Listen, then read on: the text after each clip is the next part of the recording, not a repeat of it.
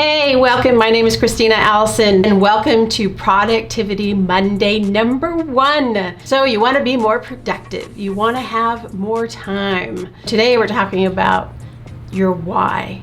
To gain clarity, what is it that you really want to change? Why is it that you want to be more productive?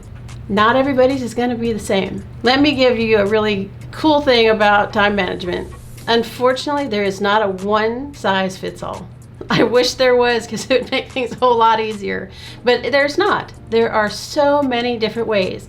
And in this, we're going to several aspects of the different types of time management and productivity and things that we need to be more productive. I teach on this on a regular basis. So I just want you to be really clear that time management, unfortunately, takes time, especially when you're implementing things.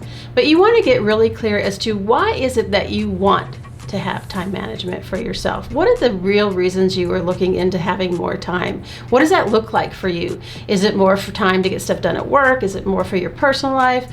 What is it that you're looking to construct for yourself? What does that look like? Why are you doing it? Because this is the key in being successful in it. I'm going to give you all kinds of tools, tips and tricks and resources in order to help, but you have to be really kind of clear on why you want it. What is the end result? What is it that you want to have?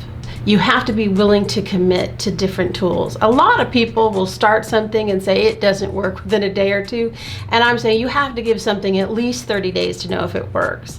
If you do it for 2 days, this is not working for me, it's because you haven't given a chance to implement it into your routines and see if it's actually a tool for you.